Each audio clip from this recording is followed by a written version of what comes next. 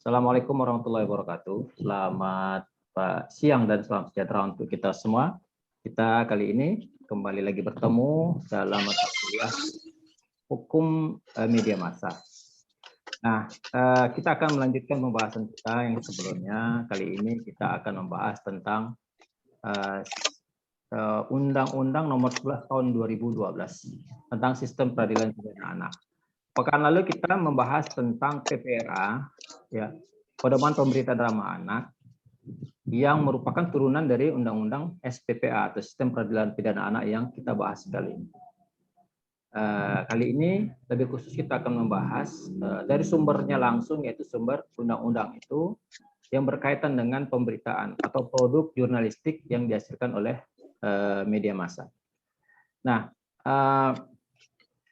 saya akan memberikan suatu kuis, ya, pertanyaan untuk kita bahas semua yang merupakan studi kasus yang berkaitan dengan hal yang sedang viral pada saat ini. Saya akan share screen dulu, ya.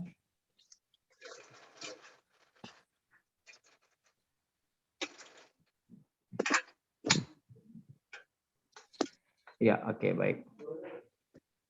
Nah,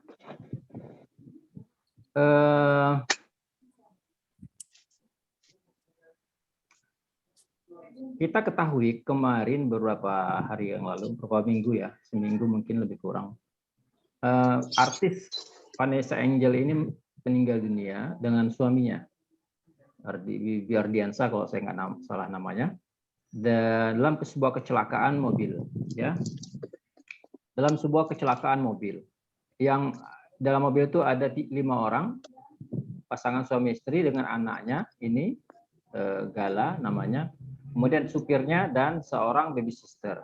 Tetapi yang meninggal dunia adalah suami istri ini. Sedangkan 3 orang itu tidak meninggal dunia dan saat ini sedang dalam proses di kepolisian. Nah, pertanyaannya, ya, berkaitan dengan PPRA yang sudah kita bahas minggu lalu, ya, nanti akan kita perjelas di dalam Undang-Undang SPPA ini, bagaimana posisi anak Vanessa Angel yang menjadi korban, anak korbannya, menjadi korban dalam kasus kecelakaan yang menewaskan kedua orang tuanya. Dalam pemberitaan maksudnya. Bagaimana posisi anak ini? Apakah dia termasuk anak yang berhadapan dengan hukum ABH atau tidak? Dan kalau dia merupakan anak yang berhadapan dengan hukum, bagaimana pemberitaan semestinya sebagaimana yang diatur dalam Pedoman Pemberitaan Ramah Anak dan juga oleh Undang-Undang Sistem Peradilan Pidana Anak. Silakan masing-masing yang ingin menanggapinya.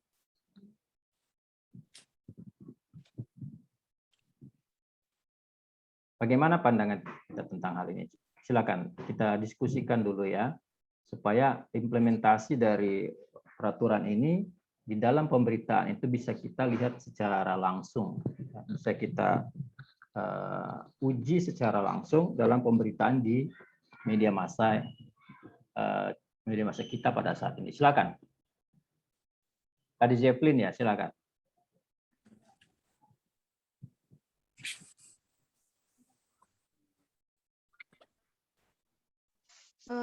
Baik, Pak. Ya. Kalau misalnya menurut saya nih, ya, Pak, kan kasus Vanessa Angel ini kan memang lagi ramenya. Cuman kalau untuk jadi ini kan posisinya si Vanessa, suami dan anaknya ini sebagai korban gitu, Ya, kan, ya. Pak. Karena kebetulan si Vanessa dan suaminya sudah meninggal dan yang menjadi tersangka itu adalah supirnya sendiri. Bagaimana dengan si Galanya? Si Gala juga termasuk korban dan dia gitu, ya, Pak. Karena kan dia nggak tahu dan dia mungkin katakan iya, dia ya sebagai korban gitu loh, Pak. Ya. Kalau misalnya mengingat dari pelajaran yang Bapak berikan, seperti ya tidak ditunjukkannya identitas si korban gitu, anaknya ini gitu kan, Pak. Apalagi dia masih di bawah umur, masih balita. Kalau yang menurut saya sih yang saya dapat dari Bapak itu ya identitasnya tidak boleh diketahui, tetapi karena dia adalah seorang anak artis gitu ya kan Pak, itu nggak tahu tuh Pak kecualiannya kayak gitu. Anak artis identitasnya kan kalau dari Bapak itu nggak diketahui, nggak boleh ada yang tahu.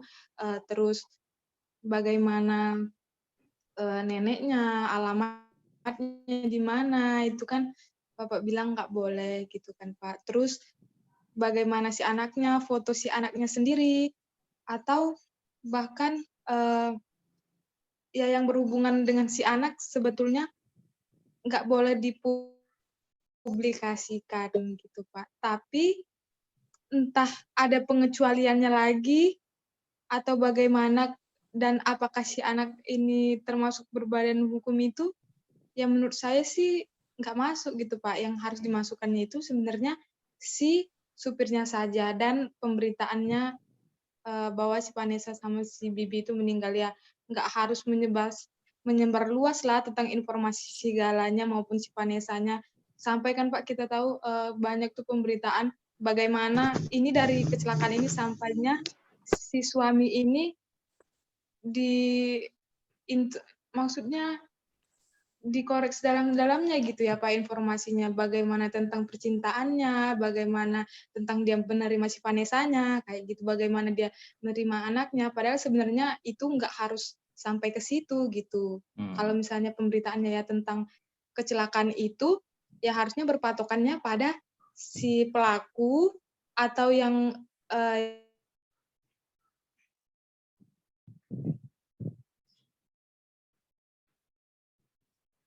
Terputus kayaknya si Jefflin ini. Ya, ada gangguan ya. Oke, baik. Jadi ada pertanyaan yang menarik dari Jeffrey tadi. Bagaimana kalau anak artis ini, apakah sama saja perlakuannya atau tidak gitu ya di dalam? masih menjadi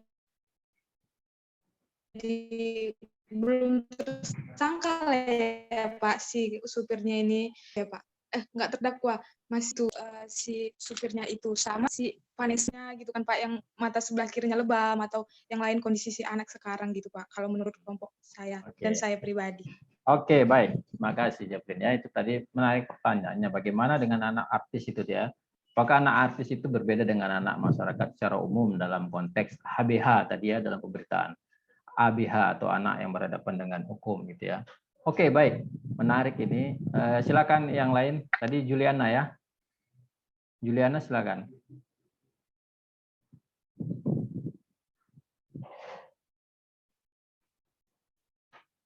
Ya Pak.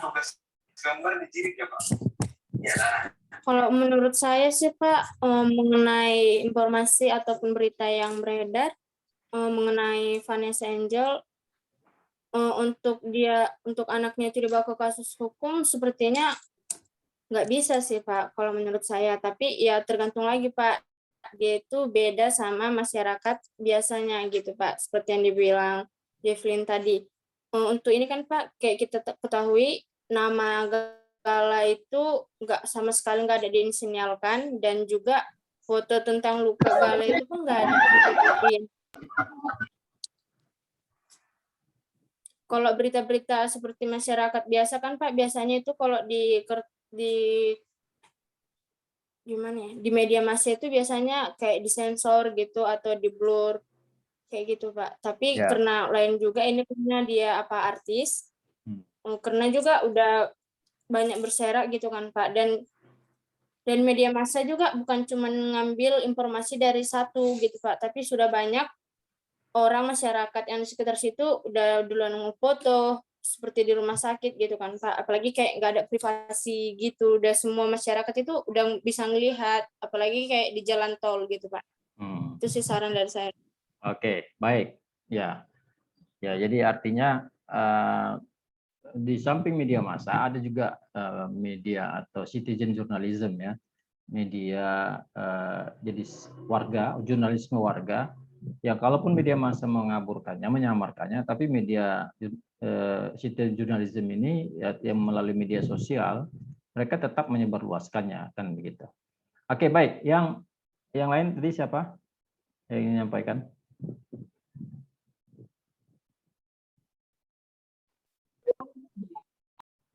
Silakan. Siapa tadi?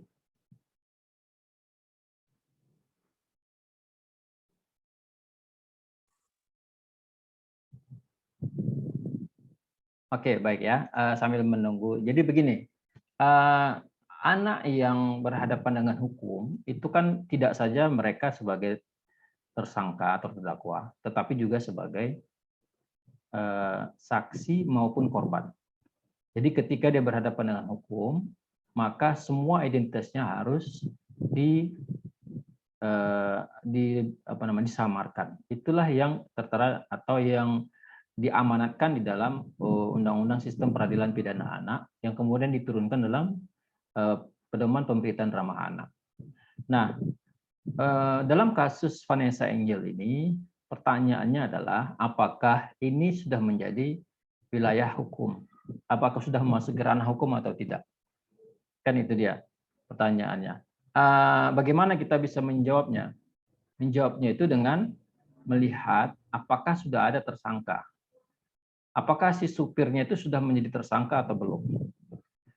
Dari pemberitaan terakhir yang saya lihat, si supirnya itu belum menjadi tersangka. Masih proses penyidikan di kepolisian. Jadi ketika ada kecelakaan, ada yang meninggal dunia, maka polisi melakukan penyidikan. Kemudian jika diketahui ada kelalaian atau kesengajaan, apalagi kesengajaan ya, maka orang yang melakukan kelalaian dan kesengajaan itu yang menyebabkan orang meninggal dunia itu bisa menjadi tersangka. Nah, ketika ada yang menjadi tersangka, maka sudah berada pada wilayah hukum. Pada wilayah hukum. Artinya, anak yang terlibat di dalamnya, dalam hal ini si Gala ya namanya, anak-anak kedua pasangan almarhum ini, itu dia menjadi anak yang berhadapan dengan hukum, baik sebagai korban maupun dia sebagai saksi. Nah, ketika sudah muncul sebagai tersangka, maka harus disamarkan segala sesuatunya. Tetapi kalau misalnya ini kecelakaan, dikatakan kecelakaan murni yang tidak ada ranah hukumnya gitu ya, maka dia tidak menjadi statusnya tidak lagi menjadi anak yang berhadapan dengan hukum. Statusnya tidak menjadi anak yang berhadapan dengan hukum. Kenapa? Karena ini bukan merupakan kasus kasus hukum.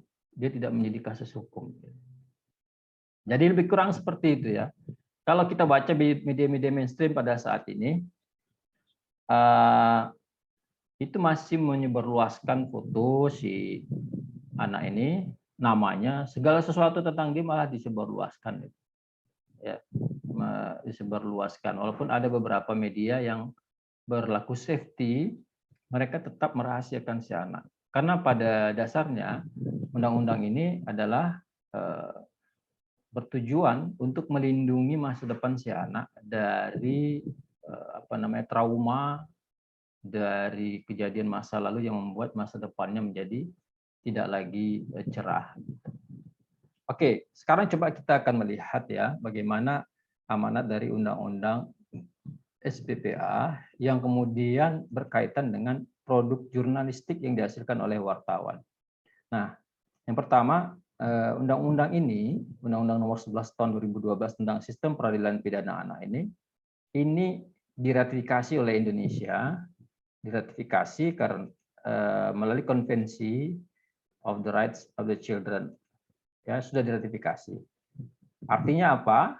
Maka Indonesia sudah menandatangani dan mengesahkannya. Indonesia sudah menandatangani dan mengesahkannya. Itu artinya Indonesia harus mengikuti apa yang sudah diratifikasi tersebut, konvensi yang sudah diratifikasi oleh Indonesia tersebut, yang pada intinya adalah perlindungan hukum terhadap anak, mempunyai kewajiban untuk memberikan perlindungan khusus terhadap anak yang berhadapan dengan hukum. Jadi anak yang berhadapan dengan hukum. Itulah yang menjadi amanat dari undang-undang ini, melindungi anak yang berhadapan dengan hukum. Nah, apa itu definisi anak yang berhadapan dengan hukum? Dalam pasal 1 ayat 2 disebutkan bahwa anak yang berhadapan dengan hukum adalah anak yang berkonflik dengan hukum. Berkonflik dengan hukum, anak yang menjadi korban tindak pidana, dan anak yang menjadi saksi tindak pidana. Nah, ini dia kriteria yang kemudian diturunkan kembali dalam Pedoman Pemberitaan Ramah Anak yang kita bahas kemarin. Jadi ini definisinya ya. ketika dia berkonflik dengan hukum. Ketika ada konflik hukum. Nah, dalam kasus Vanessa Angel itu, kalau dia bukan persoalan hukum atau dianggap sebagai kecelakaan murni, tidak ada kesalahan, ya, maka boleh jadi tafsir hukumnya kemudian menetapkan si anak itu bukanlah anak yang berhadapan dengan hukum. Bukanlah anak yang berhadapan dengan hukum. Walaupun tetap saya terbuka kemungkinan untuk tafsir yang berbeda. Nah, batas usia anak itu diatur dalam pasal 1 ayat 3. Ya, menyebutkan pasal 1 ayat 3. Anak yang berkonflik dengan hukum, yang selanjutnya disebut anak adalah anak yang telah berumur 12 tahun, tetapi belum berumur 18 tahun. Jadi, anak yang berkonflik dengan hukum itu adalah anak yang belum berumur 12 tahun dan tapi sudah berumur 12 tahun tapi belum berumur 18 tahun yang diduga melakukan tindak pidana. Ini khusus untuk yang melakukan tindak pidana. Artinya apa? Artinya anak sebagai tersangka atau orang yang melakukan tindak pidana. Anak sebagai orang yang melakukan tindak pidana. Kemudian selanjutnya definisi anak sebagai korban. Pada saat kapan anak disebut sebagai korban dijelaskan oleh pasal 1 ayat 4. Pasal 1 ayat 4, anak yang menjadi korban tindak pidana yang selanjutnya disebut anak korban adalah anak yang belum berumur 18 tahun yang mengalami penderitaan fisik, mental, dan atau kerugian ekonomi yang disebabkan oleh tindak pidana. Yang disebabkan oleh tindak pidana. Jadi anak yang menjadi korban itu baik tidak saja fisiknya saja, tapi mentalnya juga. Itu merupakan anak yang disebut dengan anak korban. Anak sebagai korban. Jadi kalau misalnya ada anak yang dimarahi orang tuanya sehingga mentalnya kemudian menjadi menjadi terbelakang misalnya ya. Seperti ada suatu kasus di Amerika yang pernah terjadi. Polisi menemukan satu rumah di bawah tanah, di bawah basementnya itu di rumah di sana itu biasanya ada di lantai bawahnya ada di dalam tanah itu ya, tempat simpan barang. Itu ditemukan seorang anak yang masih kecil yang terikat dan tidak bisa bicara. Rupanya dia mendapatkan perlakuan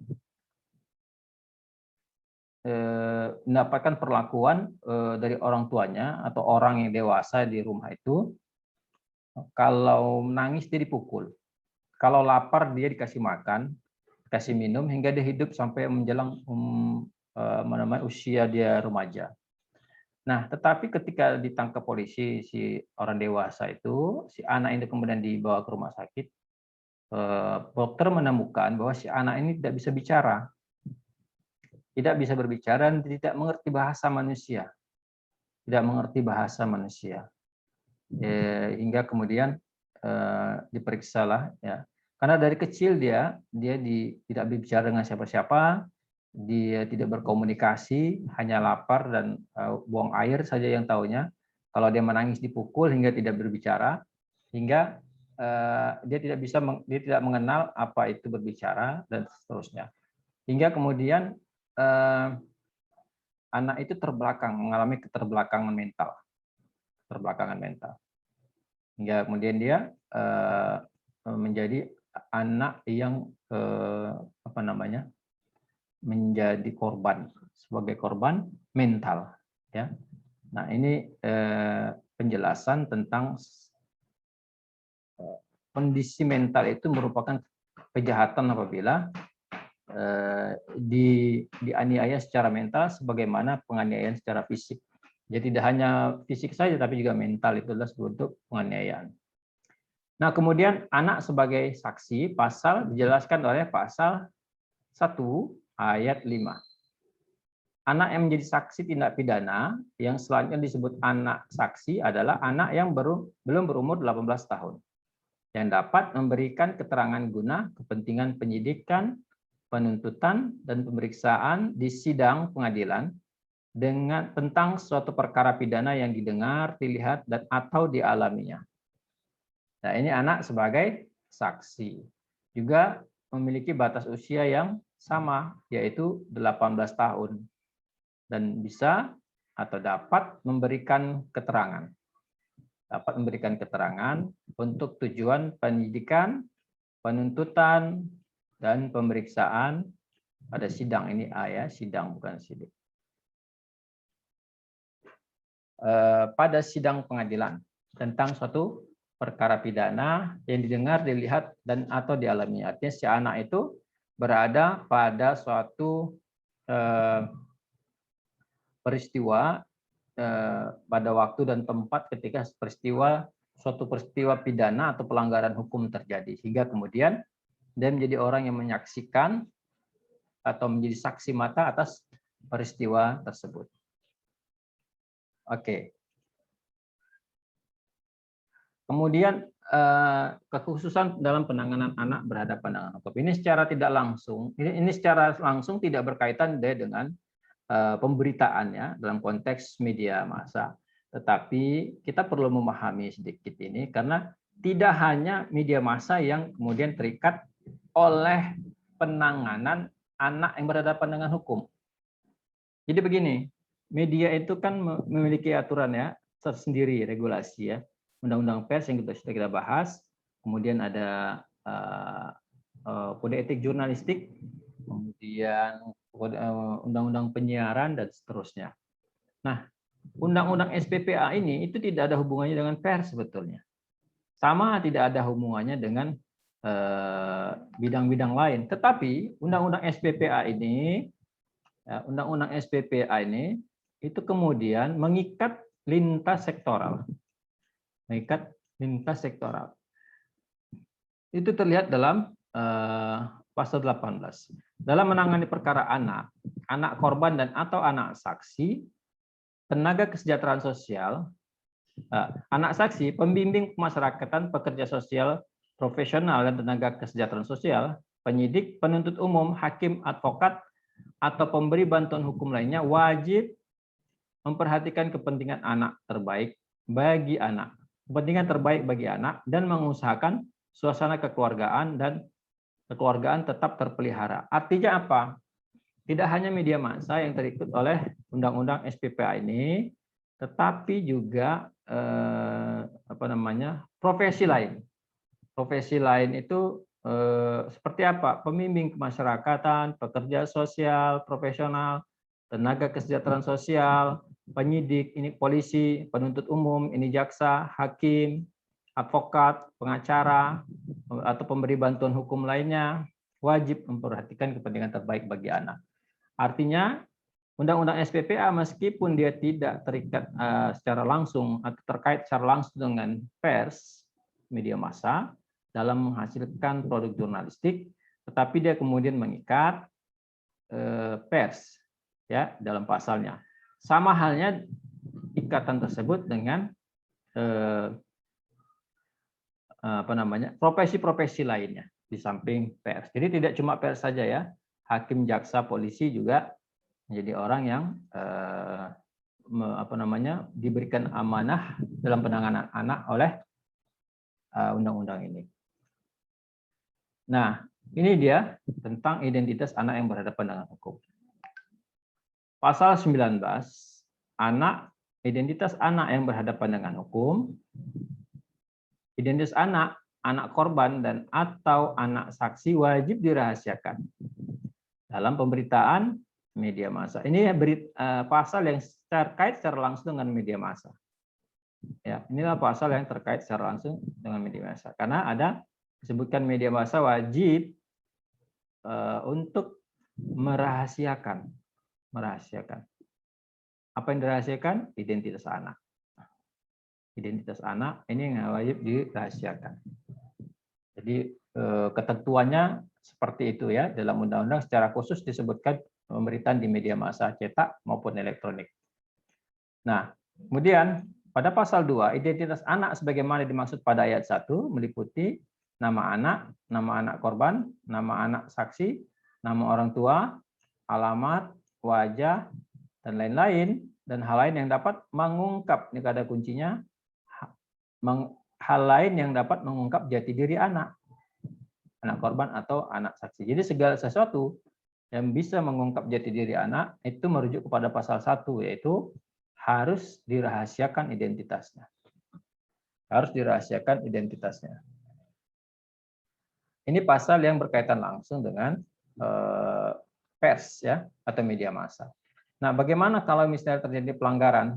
Ada sanksi pidana diatur di dalam pasal 97. Pasal ini mengatur sanksi pidana terhadap pelanggaran. Setiap orang yang melanggar kewajiban sebagaimana dimaksud dalam pasal 19 tadi, merahasiakan identitas ya. Merahasiakan ini dipidana dengan pidana penjara paling lama 5 tahun. 5 tahun. Dan denda. Ini kata-katanya dan, bukan atau, bukan dan atau, tapi dan. Jadi sudah dipenjara, didenda lagi paling banyak 500 juta. Ini jumlah yang cukup besar sebagai sebuah ancaman, walaupun belum ada jurisprudensi hukum atau pengalaman hukum yang diberlakukannya pasal ini terhadap media massa. Tetapi dalam pemberitaan tetap harus diwaspadai. Wartawan harus tetap memahami undang-undang SPPA dan PPRA itu sebagai rambu-rambu atau sebagai pedoman dalam menghasilkan produk jurnalistik. Oke. Nah, kembali kepada kasusnya si Vanessa Angel ini, bahwa ketika si kasus ini sudah menjadi kasus hukum, maka anak si Vanessa ini kemudian menjadi anak yang berhadapan dengan hukum. Ya. Baru kemudian dia menjadi anak yang berhadapan dengan hukum. Nah, ketika dia anak yang berhadapan dengan hukum, maka dia segala sesuatu yang bisa harus dirahasiakan. Nah, bagaimana kemudian ketika media massa tetap memberitakan. Nah, ini menarik saya kira kalau kita bisa melakukan uji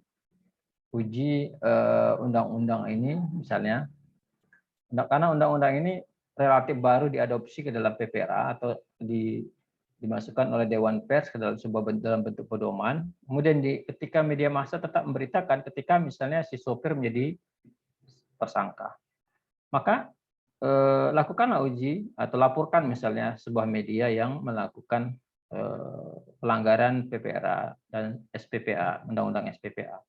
Bagaimana kemudian proses hukumnya? Nah, di dalam pemahaman dari Dewan Pers, ketika sebuah undang-undang diturunkan dalam bentuk pedoman, yaitu pedoman pemberitaan nama anak, maka prosesnya itu kemudian yang terjadi adalah proses mediasi oleh Dewan Pers. Jadi misalnya begini ya, setelah ditetapkan sebagai tersangka, supirnya media masih memberitakan secara jelas identitas si Gala. Nah, kemudian ada yang melaporkan atau keluarga tidak senang, tidak merasa nyaman melaporkan media tersebut kepada polisi. Maka kemudian Dewan Pers mengambil langkah-langkah mediasi.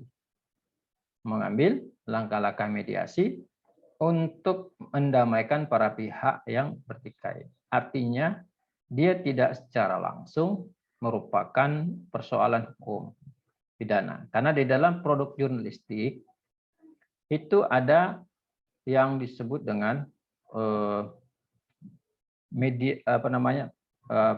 proses hak jawab. Proses hak jawab ini tidak melalui mekanisme proses verbal di kepolisian, ya, tetapi melalui mediasi di Dewan Pers. Laporan itu akan di-follow up oleh Dewan Pers, bukan oleh polisian. Tetapi begitupun bukan berarti tidak tertutup kemungkinan sama sekali bahwa unsur kriminal itu muncul di kepolisian. Itu sangat mungkin terjadi. Oleh karena itu, yang pertama-tama adalah memahami bagaimana PPRA dan Undang-Undang SPPA itu dalam mengatur anak yang berhadapan dengan hukum.